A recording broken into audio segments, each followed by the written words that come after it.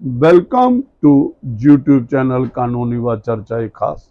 तो आज चर्चा चर्चा चर्चा खास होगी, खास बातचीत होगी। टॉपिक रहेगा हमारा जे वर्ल्ड सिनेरियो रिलेटिंग टू एक जो इकॉनमी है, वर्ल्ड इकॉनमी, और उसका क्या इस वक्त हालात हैं, वर्ल्ड सिनेरियो क्या है, इकोनॉमिक मैटर्स के, अफेयर्स के रिलेटेड, और इंडिया का कैसा रोल है, क्या इम्पैक्ट हो रहा है। जो वर्ल्ड जो आप एक बात आ रही है कि टैरिफ इम्पोजिशन कोई डिसप्रपोर्शनेट जो बदलता रहता है, जो अपना जी अपने रोनाल्ड ट्रंप साहब जो यूएस के प्रेसिडेंट हैं, और खासकर उनको ज़्यादा तकलीफ जो है वो इंडिया से है। तो कभी वो 25%, कभी 50, कभी पेनल्टी, क्योंकि वो ये कहता है कि भाई ये रशिया के साथ साथ इसने इकोनॉमिक टाई या political relation, international diplomatic relation क्यों कायम किए, और चाइना के साथ ये क्यों व्यापार करता है जी, और भी कंट्री, और ये मल्टी पोलर वर्ल्ड में विश्वास रखता है। एक डिप्लोमेटिक पॉलिटिकल डोमिनेंस भी यूएस इंडिया पे रखना चाहता है, और ये रशिया और जो चाइना और दूसरे जो है, ये भी आगे लंबी बात है। तो मेरे साथ आज डॉक्टर प्रवीण जोगराज हैं, तो ये शुरुआत करेंगे। तो मैं डॉक्टर साहब को कहूँगा, डॉक्टर साहब देखिए जो वर्ल्ड में हो रहा है इस वक्त, और खासकर इकोनॉमिक अफेयर में, और जो डोनाल्ड ट्रंप साहब बार बार धमकियां देते हैं इंडिया को, तो इंडिया को जो इस वक्त वर्ल्ड सिनेरियो बना हुआ है, क्या रोल, कैसे चलना है, कैसा अपना सॉवरन नेशन है, और इकोनॉमिक सॉवरेंटी कैसे अटेन करनी है, सस्टेनेबल डेवलपमेंट, दूसरी भी बातें हैं, उस पर बात करें प्लीज। हाँ, नमस्कार श्रोताओ। जैसे जज साहब ने बताया कि 7 अगस्त से दुनिया भर में ऑफिशियली टैरिफ लागू हो गए। हालांकि 1 अगस्त को उसकी अनाउंसमेंट हुई थी, लेकिन 7 अगस्त से पूरी दुनिया में टैरिफ लग गए हर कंट्री के खिलाफ। तो भारत में भी 25% टैरिफ लग गया 7 को, और 27 तारीख को, आने वाली 27 तारीख को ये 25% और लगने जा रहा है, तो हो गया 50% टैरिफ। तो 50% जो टैरिफ अमेरिका ने लगाया है, लेकिन ये जो टैरिफ लगाया है, श्रोताओ आपको नहीं पता, अमेरिका पे बहुत बैकफायर किया है। बैकफायर ऐसे किया है जैसे आपको पता हो किसी वक्त सूर्य था, अंग्रेज़ों का पूरी दुनिया में राज होता था, लेकिन एक समय आया इंग्लिश एम्पायर का डाउनफॉल हुआ। मुझे लगता है ये जो टैरिफ का बहाना है, जो इस वक्त अमेरिका दुनिया का बादशाह है, उन्हीं का राज चलता है, उन्हीं का डॉलर चलता है, मुझे लगता उनका भी अब डाउनफॉल होना शुरू हो चुका है। अमेरिका इस वक्त is at the edge of the cliff. थोड़ी सी गलती करेगा अमेरिका तो चला जाएगा नीचे, और इंडिया थोड़ा सा क्लाइम कर रहा है ऊपर। तो एक और बात श्रोता बताओ, इंडिया की एवरेज एज 28 साल है, अमेरिका की एवरेज एज 39 ईयर्स है। यानी कि हमारे पास 28 साल एवरेज एज में यंग जनरेशन है, जो कि एक मैन पावर है, एक 145 करोड़ आबादी है, उसकी मैन पावर है, और अमेरिका के पास नहीं है। तो नो डाउट अमेरिका की 30 अरब डॉलर, 30 ट्रिलियन डॉलर की वो है, उनकी इकॉनमी है, लेकिन उसके इकॉनमी को तो फर्क नहीं पड़ेगा। लेकिन अमेरिका की जो बादशाह थी, दादागिरी थी, वो अब नहीं चलने वाली। जो वो सोचते थे, उनका जो डॉलर हर जगह नहीं चलने वाला। अब ऑल्टरनेटिव करेंसीज भी पे व्यापार शुरू हो चुका है। तो मैं आपको बताऊं कि America needs India more as a strategic partner, और इंडिया को अमेरिका की कोई जरूरत नहीं है, क्योंकि अमेरिका का, इंडिया का जो पुराना साथी है रशिया, उसने आज तक इंडिया को धोखा नहीं दिया, आज भी मुसीबत की घड़ी में हमारे साथ है। और अब एक नया पार्टनर चाइना भी हमारे साथ आ गया है। इसी के चलते आपको पता होगा श्रोताओं, 31 अगस्त और 1 सितंबर को शंघाई कॉरपोरेशन ऑर्गेनाइजेशन की मीटिंग है, और उससे पहले 29 को हमारे प्रधानमंत्री जापान जाएंगे, जापान से वापस मीटिंग अटेंड करेंगे। उसी मीटिंग में एक नया ग्रुप उभर के आ रहा है, RIC, Russia India China group. हालांकि ये कभी हुआ करता था, इसको दोबारा रीजोमिनेट करने की कोशिश की जा रही है, सो दैट ये 3 पावर जो हैं अमेरिका का मुकाबला करें, और ग्लोबल पावर की जो अब शिफ्टिंग हो जाए। तो एक और एग्जांपल मैं दूंगा कि कैसे अमेरिका को नुकसान हुआ बाकी कंट्रीज की तरफ से। आपको पता है सर, अमेरिका का जो मैक्सिमम जो 50% ज्यादा टमाटर है वो मैक्सिको से आता है। तो मैक्सिको ने भी इंडिया की तरह उनकी बात नहीं मानी, तो ट्रंप ने 700% टैरिफ लगा दिया टमाटर के ऊपर। तो मैक्सिको ने कोई रिएक्शन नहीं किया, उन्होंने चुपचाप कनाडा से डील कर ली और सारा का सारा टमाटर जो है कनाडा को सप्लाई करना शुरू कर दिया। और अब ये हालत है अमेरिका में कि पिज्जा बर्गर वगैरह सब बगैर टमाटर के बनाए जा रहा है और बहुत ज्यादा शॉर्टेज हो गई है टमाटर में अमेरिका की। तो जज साहब, ये था ओवरऑल वीडियो ट्रंप का। उसके बाद हम करेंगे कैसे इस टैरिफ की वजह से भारत को सोचने पर मजबूर कर दिया और कैसे भारत ने अपनी जो एयरफोर्स एयर स्पेस को किया। 2 दिन पहले अग्नि 5 को उन्होंने टेस्ट किया, हमारे जमीन के भंडार खोदे। श्रोता, आपको पता हो जबलपुर में बहुत ज्यादा सोना की पुष्टि हुई है जियोलॉजिकल सर्वे ऑफ इंडिया की। इसी तरह सी एक्सप्लोरेशन की तरफ भी हम लोग ने काफी काम किया, पिछले 20 दिन में काम किया। ये काफी काम हुए हैं ओनली बिकॉज क्योंकि अमेरिका ने टैरिफ लगाया तो भारत सोचने पर मजबूर हो गया कैसे हम अल्टरनेटिव एनर्जी सोर्सेज को एक्सप्लोर करें। ठीक है डॉक्टर साहब, बहुत अच्छा है। मैंने आपका जो मेन चीज पकड़ी ना, जो आपने बात की RIC की। देखिए आज हम देखिए व्यापार, हमारे पास प्रोडक्शन है और खासकर हमारे पास टेक्सटाइल इंडस्ट्री जी है और भी काफी है हमारा जो US में जाता है। तो जैसे मैंने कहा अब भी जैसे मल्टीपोलर, तो इंडिया के तो नॉन अलाइंड ही रहा हर टाइम पे। जब से पंडित जवाहरलाल नेहरू जब से आजाद हुए हमने नॉन अलाइंड ही रखा और हम चाहते हैं कि जो कोई अपने आप को सुपर पावर कहे और डोमिनेंस रखे और खासकर इकोनॉमी जो कभी ये पहले बार हुआ है टैरिफ बार वाली जो बात है, जी जो टैरिफ डोमिनेंस है कि इतना लगाएंगे फिर पेनल्टी लगाएंगे ये करेंगे जी, US का एक नया, तो ऐसी कुछ बात नहीं थी।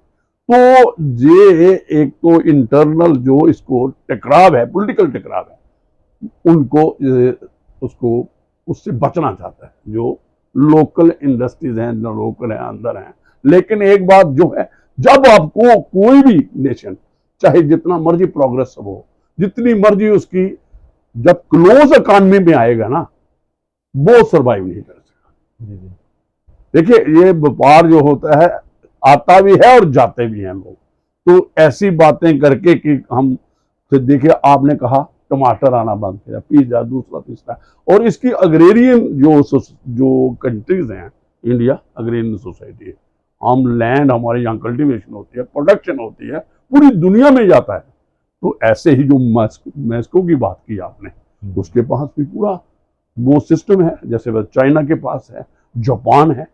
तो ये कोई ऐसी बात नहीं। तो RIC पे आते हैं हम, तो RIC में हम पहले ही कहते थे, जैसे हमने बात की थी पिछले बार, कि ब्रिक्स को एक्सपैंड करना चाहिए। ठीक है, ब्रिक्स भी एक वो भी है।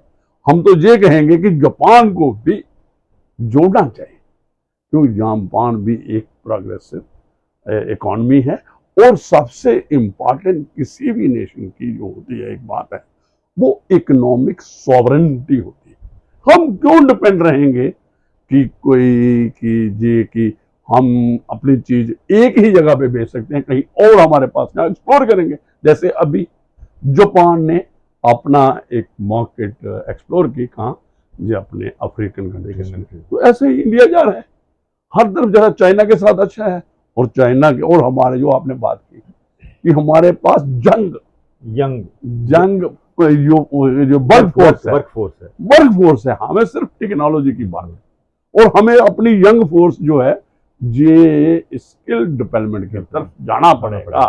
तो बीज, और जैसे चाइना ने किया टेक्नोलॉजी इंपोर्ट की और वहां पे अपनी वर्क फोर्स को, आज चाइना हमारे साथ ही आजाद हुआ कहाँ पहुंचा है। तो एजुकेशन भी जरूरी है, लेकिन जो ड्रॉप आउट्स लोग होते हैं और खासकर जो हमारी एग्रेरियन सोसाइटी है, हॉर्टिकल्चर है, जो हमारी जो हमारा पोल्ट्री सिस्टम है, एनिमल हस्बेंड्री है, एग्रीकल्चर है, इसको न्यू टेक्नोलॉजी से जो लोग इनको ट्रेन करना पड़ेगा।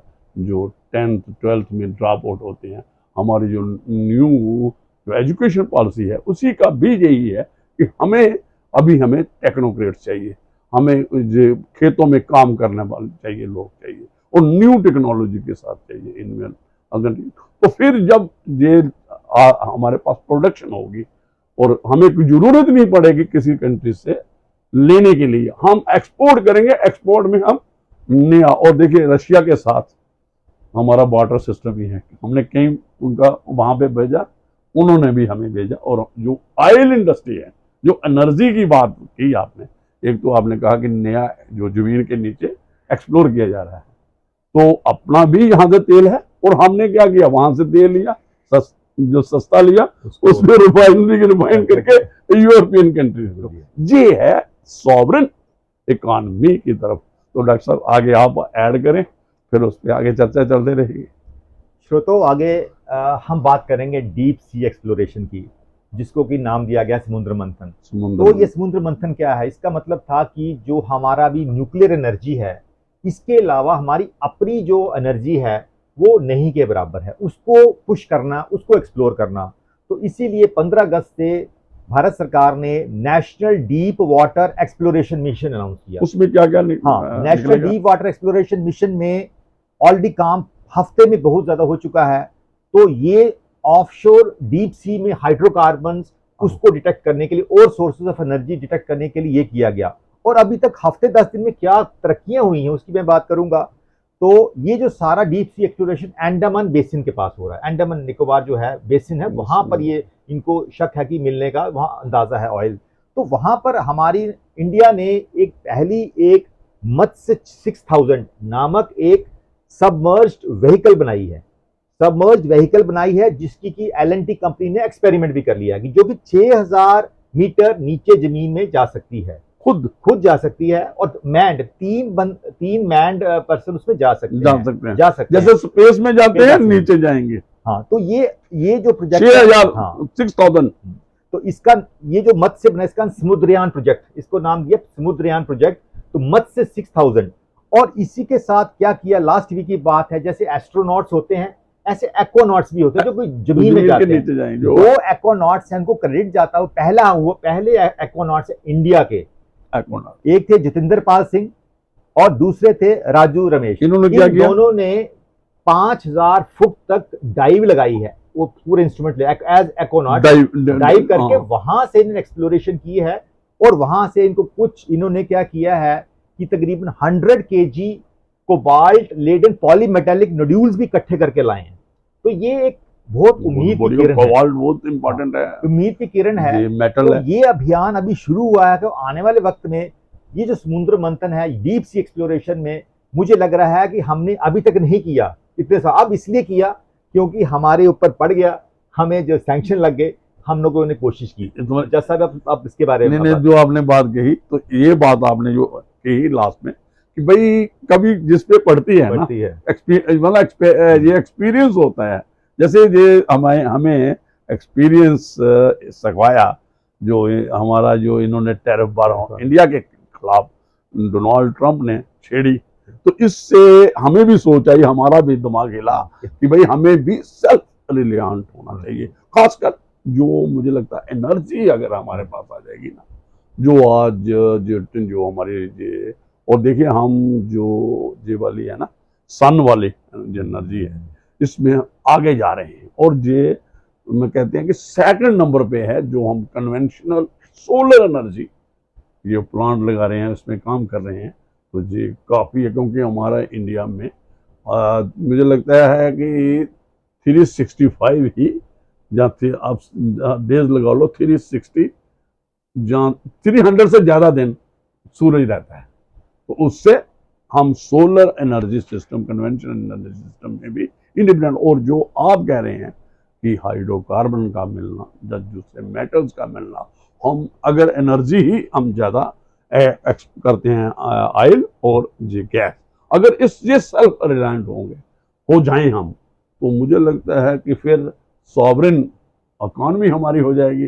तो उस पर काम करना। और दूसरा हमने बात की कि आपको एक्सप्लोर नई मार्केट करना पड़ेंगी यूएस से हट के।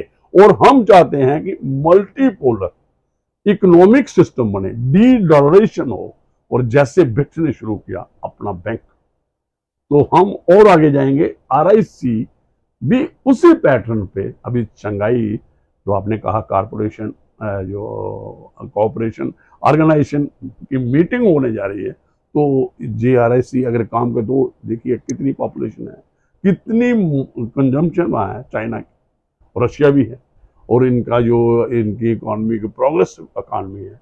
अगर 3 देश जुड़ जाएं तो इनमें अब खुद ही मार्केट है, कंज्यूमर ही कंज्यूमर है यहाँ पे। तो मुझे लगता है कि ये कोई इम्पैक्ट होगा इंडिया का ये टैरिफ वार से, जो और इसको ही अफेक्ट होगा, अंदर इसकी क्लोज इकॉनमी बन जाएगी किसकी, ये अपने US की।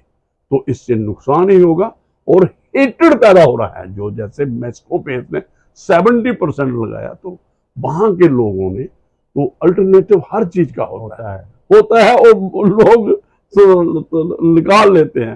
तो डॉक्टर साहब आगे हम जो बात की तो आगे और ऐड करें इसमें। जैसा आगे हम चलेंगे, भूमि मंथन, यानी कि अर्थ के नीचे, जमीन के नीचे, भारत की पृथ्वी में क्या क्या खनिज भंडार भरे पड़े हैं, उसके ऊपर भी काम शुरू हो गया। समुद्र मंथन भी आ गया, आप अभी भूमि को कर रहे हैं, अर्थ को कर रहे हैं। तो ये भी 15 अगस्त के बाद ही शुरू हो गया और काफी जो मिनरल और मेटल की बात कर रहे हैं, नेशनल क्रिटिकल मिनरल मिशन, जो नेशनल क्रिटिकल मिनरल मिशन बनाया गया है, इस अभी थोड़े दिन पहले की बात है, टू सिक्योर लिथियम। जैसे आपको पता है यहाँ पर जो रियासी में हमारे बॉर्डर में वहाँ नजर रियासी में लिथियम भंडार है, लिथियम और सोर्सेज हैं, एनर्जी के सोर्सेज और रेयर अर्थ के जो हैं, उसके अलावा गोल्ड का भी हुआ। और ये सारा जो काम है जियोलॉजिकल सर्वे ऑफ इंडिया को दिया गया है। तो जियोलॉजिकल सर्वे ऑफ इंडिया ने अभी तक पिछले कुछ दिनों में 2025 और 2031 के फाइनेंशियल ईयर के दौरान 1200 प्रोजेक्ट लॉन्च कर दिए हैं, 1200 प्रोजेक्ट्स लॉन्च कर दिए हैं एक्सप्लोरेशन के लिए पूरे इंडिया में। तो इतना रैपिड स्पेस पे काम हुआ है और इसमें गवर्नमेंट के सेटअप भी हैं, कुछ प्राइवेट प्लेयर्स भी, उनको भी कोलैबोरेशन से इन्वॉल्व किया है, क्योंकि अंडर NMET यानी कि रीइंबर्समेंट स्कीम्स फॉर एक्सप्लोरेशन, कुछ स्कीम्स है, क्योंकि पैसा तो चाहिए इसके लिए, तो रीइंबर्समेंट स्कीम्स ऑफ एक्सप्लोरेशन है, उस स्कीम के तहत ये किया है। तो यहां से ये पैसा आ रहा है। तो मैं आपको बताऊं कि एक बहुत बड़ी उपलब्धि है जियोलॉजिकल सर्वे ऑफ इंडिया की। 6 दिन पहले उन्होंने ओपनली प्रेस ब्रीफिंग की है कि जबलपुर के पास एक तहसील है, मेहगवान और सिहोरा तहसील। इस सिहोरा तहसील में 100 हेक्टेयर्स एरिया में इनको गोल्ड के भंडार मिले, यानी कि सोने के भंडार मिले हैं, और इतने ज्यादा हैं जिसकी अब वैल्यू एसेस की जा रही है। जो गोल्ड स्पैरो जिस इंडिया को कहते थे, और जो geological survey of India claim है कि दुनिया की सबसे लार्जेस्ट गोल्ड रिजर्व्स होंगे। रिजर्व निकले हैं, हाँ रिजर्व निकले हैं, आइडेंटिफाई हुए हैं। ऐसा नहीं अभी हुआ, ये पिछले 8-10 साल से काम चल रहा था, लेकिन अभी जाके उन्होंने फाइनली एक्सप्लोर किया कि हमें मिले हैं। लेकिन अब हमारे ऊपर है कितनी जल्दी हम इसका फायदा उठाते हैं, क्योंकि सिर्फ मिलने से फर्क नहीं पड़ता है, उसको एक्सप्लोर करना पड़ता है, साइंटिफिक इन्वेस्टिगेशन होती है, जियोलॉजिकल सर्वेज होते हैं। और जो क्लेम करते हैं कि इतना गोल्ड है कि जो हमारी जो 4 ट्रिलियन इकोनॉमी है उसके बराबर का ये सोना है, वैल्यू सोना निकलेगा। तो ये बहुत बड़ी उपलब्धि है। और देखिए टैरिफ कहाँ लगे और कहाँ मिला। और इसके साथ साथ इसकी जो एडजॉइनिंग एक तहसील है कटनी करके, वहां ऑलरेडी गोल्ड स्पार्स में हम निकाल रहे हैं, एक्सट्रैक्शन हो रही है। और मध्य प्रदेश एक ऐसी जगह है इंडिया की जहां पर पन्ना नामक जगह 90% डायमंड्स की माइंस ऑलरेडी ऑपरेटिव है, बड़े साथ में वहां डायमंड्स निकलते हैं। तो ये जो हमें जबलपुर का जो हमें ये जो हमारे लिए खुशी की बात है, तो ये भी संभव तभी हुआ क्योंकि अब लोग हम मिशन मोड पे आ गए हैं टैरिफ के बाद। तो आने वाले वक्त में अब हमें गवर्नमेंट सेटअप, प्राइवेट सेटअप को मिला के किसी तरीके से, जैसे डायमंड की खान बनी है पन्ना में, वैसे भी सोने की खान को आगे करना पड़ेगा। तो ये प्रोजेक्ट शुरू हो गया है। मुझे लगता है अब स्टेट जो माइनिंग डिपार्टमेंट मध्य प्रदेश, उसको भी जिम्मेवारी इसकी दे दी गई है गवर्नमेंट ऑफ इंडिया से। तो ये था हमारा जो लैंड एक्सप्लोरेशन, भूमि मंथन का क्या इफेक्ट हुआ। अब आप थोड़ा सा इसके बारे में बता दें। तो बिल्कुल जो आपने बात की है ना, ये एक बहुत बड़ी उपलब्धि है। लेकिन एक मैं बात करूं कि ये जो अब जैसे आपने कहा लिथियम मिला हमारे यहाँ रियासी में मिला। रियासी में लेकिन इसका बड़ा टीडियस ये जो इसको रिफाइन करना है और उसको फिर जो उसकी वो लास्ट जो निकालना है, मेटल निकालना है जहाँ, वो एक उसमें काफ़ी पैसा लगता है। उसमें जब तक private players, international multinational companies involve नहीं होंगी, जैसे आपने कहा ये जो खनिज पदार्थ बने हैं, रेयर मिनरल्स बने हैं, और खासकर गोल्ड है, कोबाल्ट भी आपने कहा, कोबाल्ट है, मैग्नीशियम, जब दूसरी भी है, इनको निकालने के लिए जो प्राइवेट प्लेयर आगे ही एक्सप्लोरेशन में आए हैं, इनको ही आगे ज्वाइन करना पड़ेगा। और तभी कामयाबी है जब सक्सेसफुली हम बाहर निकालेंगे। और जो आपने कहा कि ये हमारी जो इस वक्त जो 4 ट्रिलियन इकॉनमी है, उसके मुताबिक हमारे पास ये प्रोडक्ट्स आ जाएंगे, ये तो फिर एक समझो हमारे पास सेल्फ रिलायंट होने जा रहे हैं हम। तो मुझे लगता है कि हमें अंदर भी एक्सप्लोर करना पड़ेगा, चाहे हमारे अर्थ है, चाहे हमारा जो सी है, चाहे हमारी स्पेस है। स्पेस में भी जैसे एयर, आज हमारे यहाँ पे जो आपके एयर मोबाइल हैं, ये भी बिकते हैं, ये सारा जो है तो मुझे लगता है ऐसी कोई नहीं है। इंडिया प्रोग्रेस कर रहा है और हमारे पास वर्क फोर्स है। हाँ, हमने जैसे मैंने कहा कि टेक्नोलॉजी और स्किल डेवलपमेंट की बात होगी।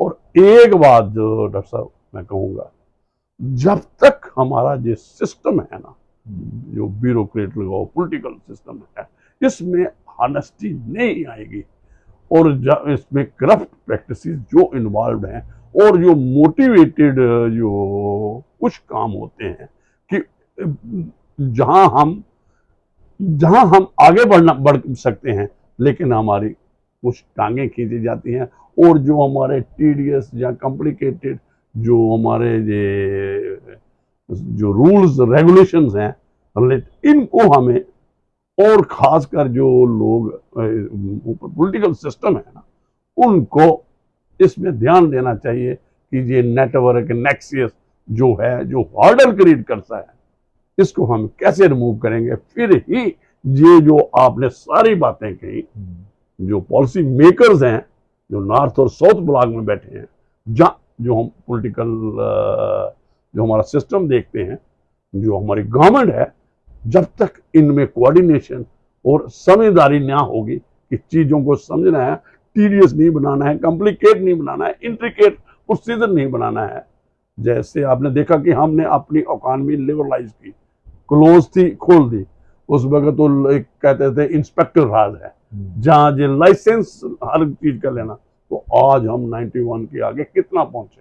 तो ये चीजें करने के लिए भी हमें जो डेडिकेटेड लोग हैं, ऑनेस्ट लोग हैं, एडवांस सोच के लोग हैं, उनकी एक कोऑर्डिनेशन, चाहे वो नॉर्थ ब्लॉक में, साउथ में है, जहाँ हमारे जो भी जो गवर्नमेंट में है, इन लोगों की कोऑर्डिनेशन होने चाहिए। तब हम self reliant India, sovereign economy अपनी कर सकते हैं। तो डॉक्टर साहब आगे बात करें, जो फिर हम करेंगे इसको करेंगे। श्रोताओं, हम आपको बताएंगे कि इंडो पाक वार हुआ जब अभी कुछ महीने पहले हुआ, तो उसी के बाद हमारा वायु मंथन भी स्टार्ट हो गया। तो हम अब वायु मंथन की बात करेंगे, कैसे उस वॉर के बाद हमारी कुछ डेफिशिएंसीज हमें नजर आई है स्पेस में, और कैसे हमने उसको पूरी कर रहे हैं उसको। तो सबसे पहले रफाइल जहाज थे, जेट्स थे, जो काफी लाइमलाइट में आए इंडो पाक वार में। तो 2019 का जो हमारे पास 36 रफाल का ऑर्डर था, 2022 में हमें इंडियन एयरफोर्स में कमीशन हो गए, और वही रफाइल जहाज जो थे इंडो पाक वार में यूज हुए हैं। तो अब हम लोग इस अप्रैल 2025 में 26 कैरियर बेस्ड रफाल एम करके वो हमने ऑर्डर दिया है फ्रांस को। तो वो भी हमारे साथ, जिसमें कि वेपन्स भी होंगे, स्पेयर्स भी पार्ट होंगे, सपोर्ट भी होंगे, और उनकी टेक्नोलॉजी भी हमें मिलेगी। तो ये फ्रांस के साथ डील हुई है हमारी। लेकिन एक डॉक्टर साहब, एक वो कंपेल करता है यूएस कि हमारे से जहाज लो 35 क्या है वो, उसके F-35 के बारे में बात करें, ताकि हमें अपना अमेरिका की हमारे पे सैंक्शंस लगाने का एक कारण ये भी था जो पिछले 2 साल से 3 साल से अमेरिका हमारे पीछे पड़ा है कि हमारा F-35 fighter jets no doubt बहुत जबरदस्त फाइटर जेट्स हैं, वो ले लो, लेकिन उनकी कीमत इतनी ज्यादा है कि इतनी कीमत ज्यादा है कि हमको उनसे सस्ते में हम लोग फ्रांस से रफाल ले रहे हैं और रशियन मेड हम जो जेट्स ले रहे हैं, और हम लोग अब खुद बना रहे हैं जहाज। अब उसी की मैं बात तेजास की बात करूंगा। अब इंडिया को इवन एक्सपोर्ट ऑर्डर मिला तेजास का, अभी उसकी बात करेंगे। तो हमें जरूरत ही नहीं है F-35 की, हमारे अपनी जो टेक्नोलॉजी है। जैसा आपको बताऊं कैसे हमारे जो तेजास जहाज बनाने जा हिंदुस्तान एरोनॉटिक्स लिमिटेड बना रहा है, वो अभी उसी की चर्चा चलते हैं। तो रफाल के बाद दूसरा जो जहाज है वो है तेजास MK1। तो तेजास श्रोता बताओ, MK1 हमारे पास ऑलरेडी 40 जहाज हैं 2019 के बाद से हम इंडियन एयरफोर्स में कमीशन हुए हैं। लेकिन अब जो तेजास की बात कर रहा हूं वो तेजास MK1A है। तो 2021 में क्या हुआ था कि इंडियन गवर्नमेंट ने हिंदुस्तान एरोनॉटिक्स लिमिटेड को 83 तेजास MK1 वो एडवांस किस्म के तेजास का ऑर्डर दिया था। लेकिन हुआ ये कि जहाज तो तैयार है, इंजन सप्लाई की प्रॉब्लम आ गई। अब जब से ये टैरिफ लगा है, इंटरवीन किया है गवर्नमेंट ने और इंजन की प्रॉब्लम हल हो गई है।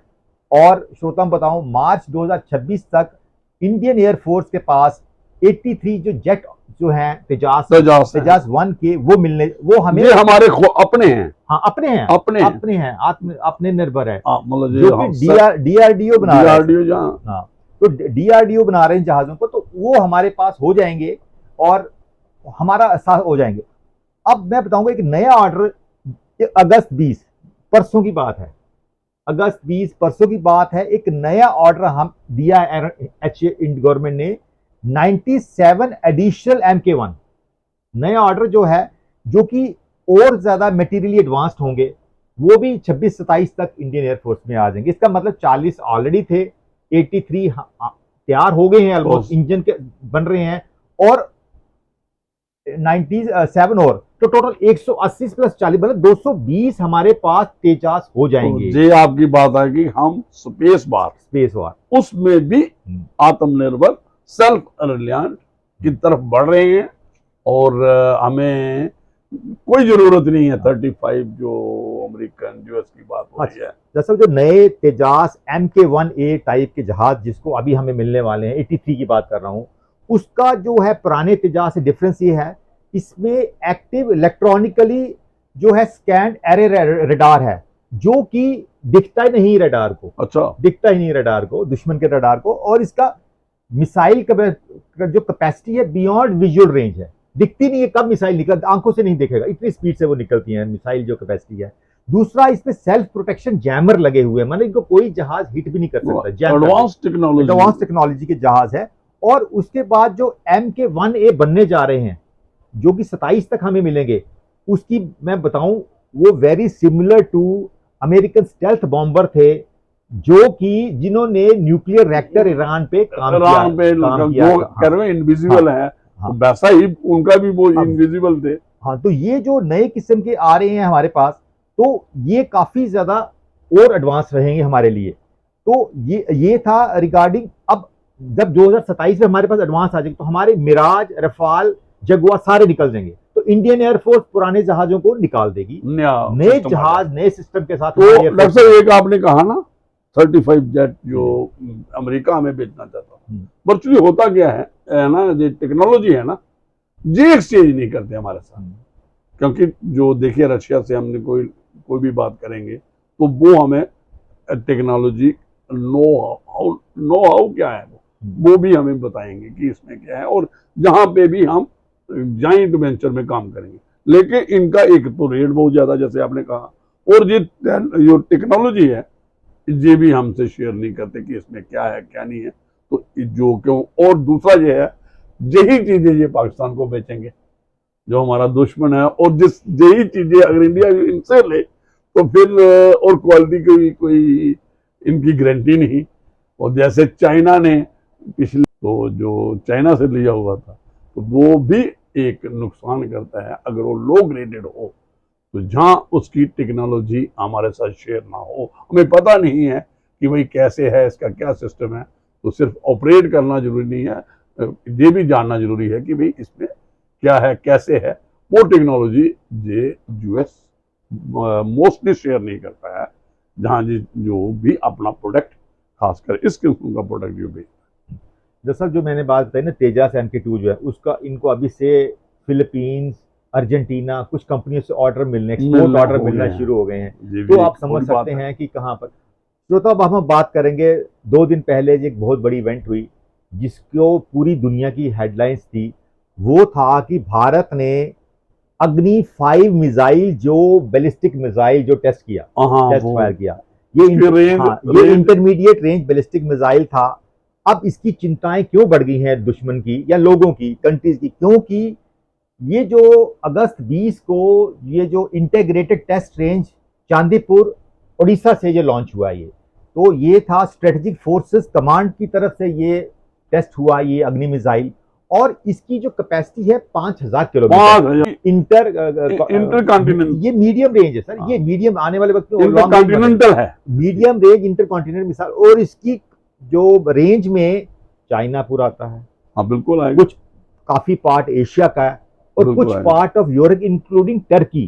तो मैं परसों जब ये आई थी तो टर्की में भी ये चर्चा थी कि यहाँ बैठ के अग्नि हो गया। लेकिन अग्नि की बात करूंगा तो अग्नि में इन्होंने सिर्फ 3 to 6 वॉर हेड्स के साथ टेस्ट किया और उसकी कैपेसिटी 10 से 12 वॉर हेड्स वो उठा सकती है। और न्यूक्लियर वॉर हेड भी 1500 kg तक न्यूक्लियर वॉर हेड, 1500 kg का न्यूक्लियर वॉर हेड उठा सकती है तेजास जो है। तेजास ये जो अग्नि 5 मिसाइल है। तो अग्नि 5 मिसाइल की बात करूं तो इसका जो था, अब हम नेक्स्ट जनरेशन के जो बना रहे इन पाइपलाइन है और बनने की कगार पे हैं। ये है नया वेरिएंट है।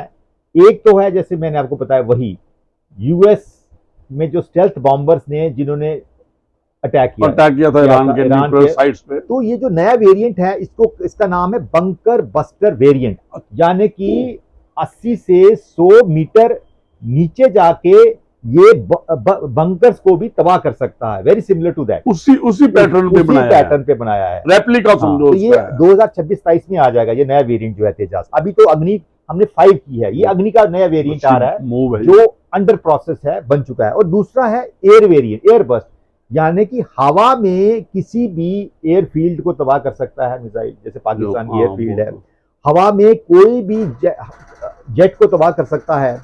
और इसकी जो रेंज है 2000 से 3000 मीटर है, जो इसकी है बंकर, इसको हवा वाला जो है वेरिएंट है। तो मैं जैसा यही बताना चाहता था कि पिछले कुछ दिनों में हमारे जो ये है, तो चर्चा ये है कि अब पता चल चुका है अमेरिका को कि इंडिया हमसे जहाज नहीं खरीदने वाला।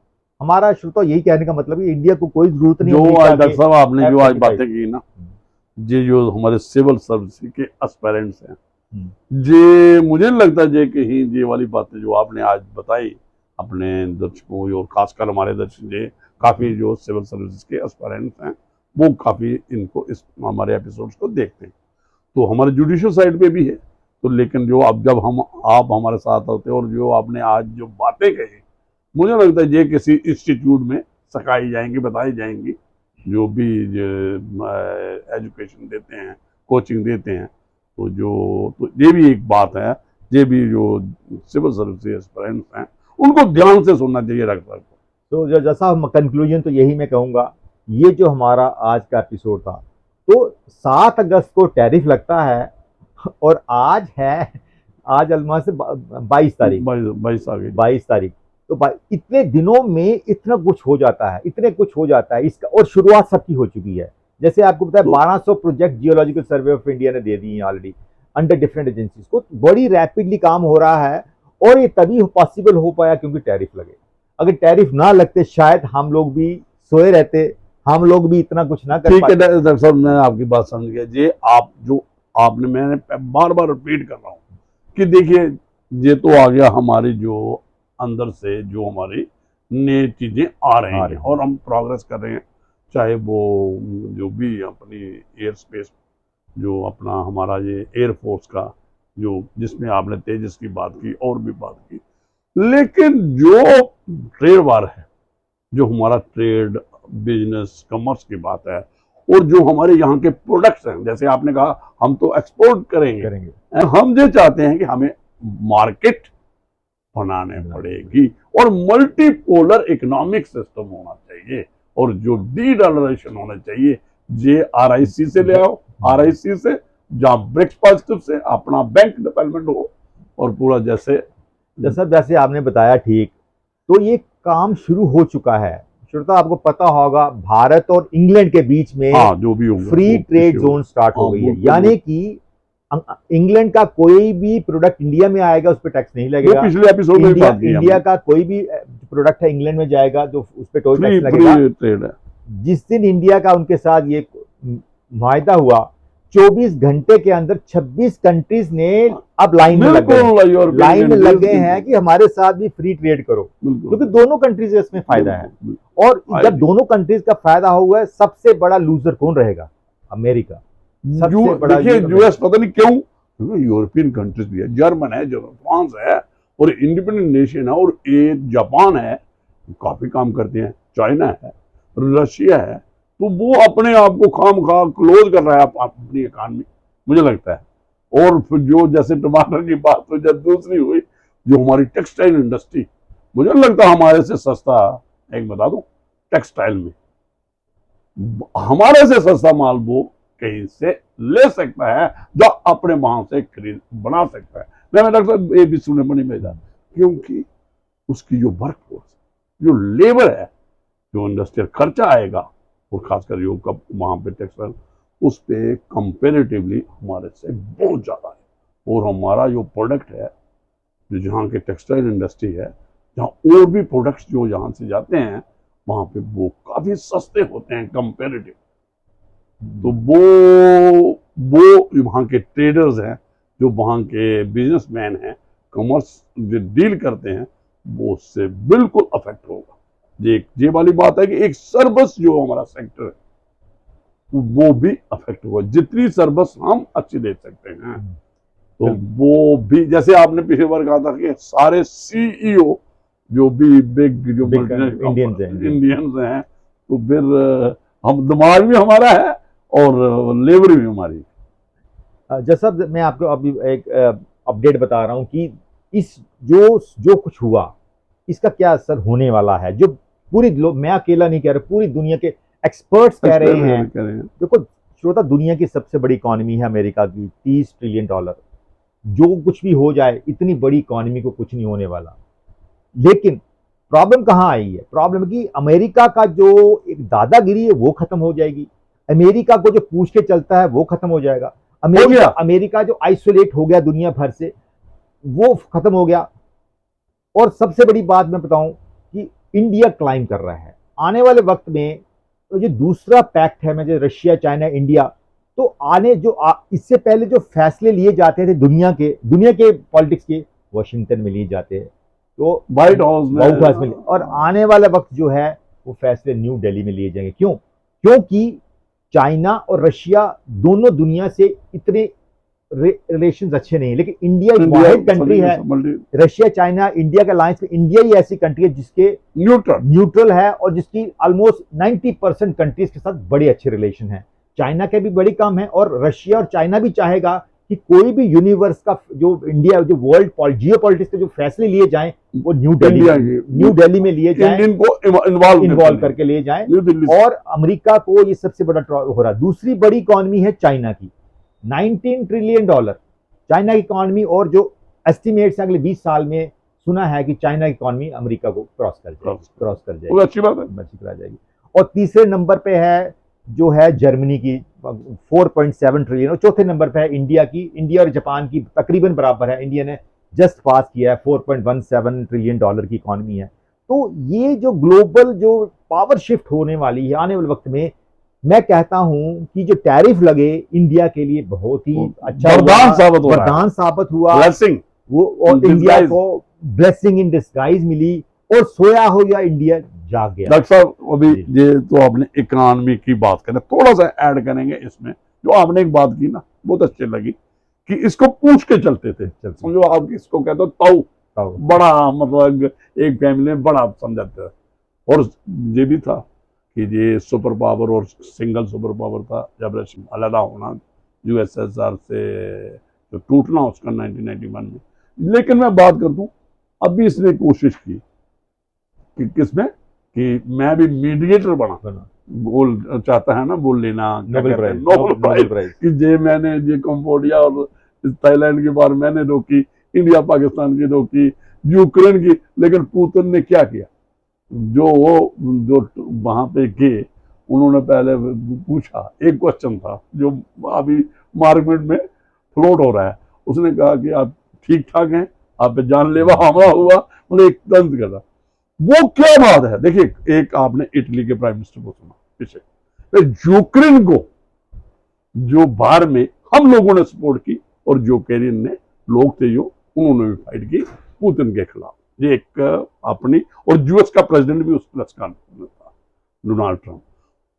ये मैं एक बात बता दूं, यूक्रेन से जो बाहर खत्म करवाना चाहता है, इसका बस का रोग नहीं, और नहीं जो अभी भी कभी भी जो व्लादिमीर पुतिन है, इसको इंटरवेन करके, इसको साथ लेके, इसकी इंटरवेंशन को इन्वॉल्व करके यूक्रेन के साथ ये कोई समझौता करेगा, और वो चाहता है कि अगर उनका आपस में बायलैटरल होगा तो समझौता हो सकता है। जब जे इंटरवीन दुनिया को ये दिखा दिया है कि भाई जे जो पुतिन के साथ मुलाकात हुई, जे जस्ट जो वहां पे काफी एक बहुत बड़ी टेंशन बनी थी, उसको अवॉइड करने के लिए थी। ये यूक्रेन के साथ जो इन बाकी यूरोपियन कंट्रीज का स्टैंड कुछ और है, और यूएस का कुछ और है, और ये चाहता है कि सारा पीसफुल हो जाए, और जो मेरा जो अपने जो हथियार हैं, देखिए जो आपने कहा ना इनकी इकॉनमी जो बड़ा ऊपर है, वो सिर्फ सेल है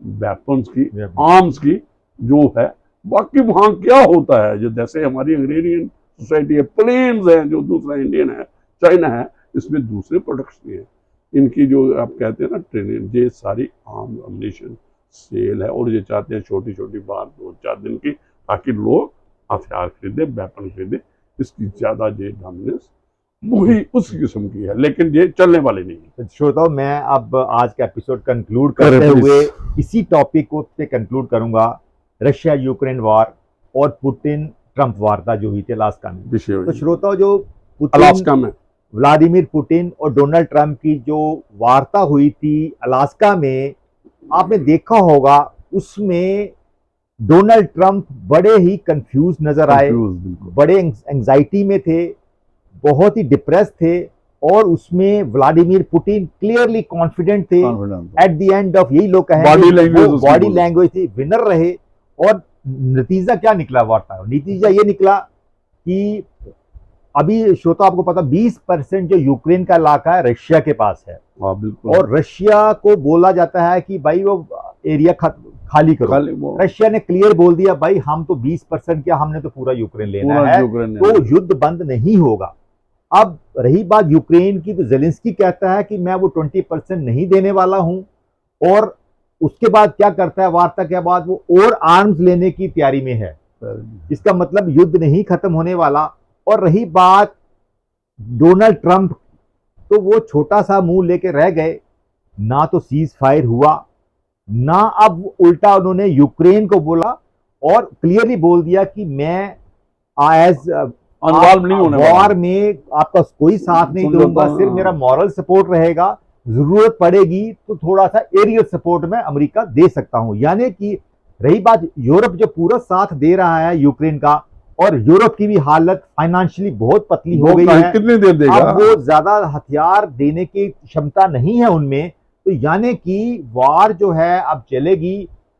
यूक्रेन, जेलेंस्की भी अलग थलग पड़ गया है, और पुतिन बहुत ही कॉन्फिडेंट है। तो मुझे तो लगता नहीं इस वार्ता का कोई भी कंक्लूजन पे आई और कोई एंड निकला। तो यही अब अच्छा आपने कंक्लूड कर दिया, यही जेलेंस्की जो इन पे डिपेंडेंसी है, जो यूरोपियन कंट्री पे कितना वो डिपेंडेंसी कंटिन्यू करते हैं इस पे, और जेलेंस्की कितनी वहां पे अपना सर्वाइवल अपने अंदर की बात करता है दोनों में यूएस। मगर ये क्या जा रहा था कि यूरोपियन कंट्रीज और जो लोग वेस्टेड इंटरेस्ट है, हो सकता है इस मुलाकात को ना होने दें। ये भी एक बात आई थी अलास्का मीट से पहले दोनों की, लेकिन अच्छा है।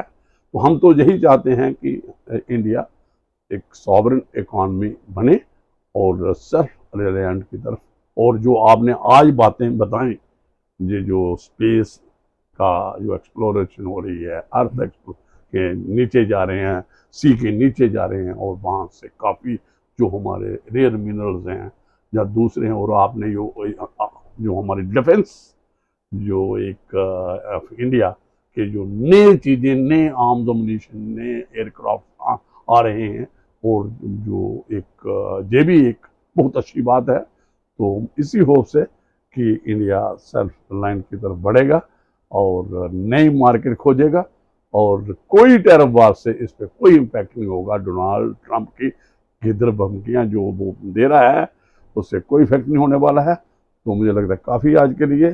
Thank you very much.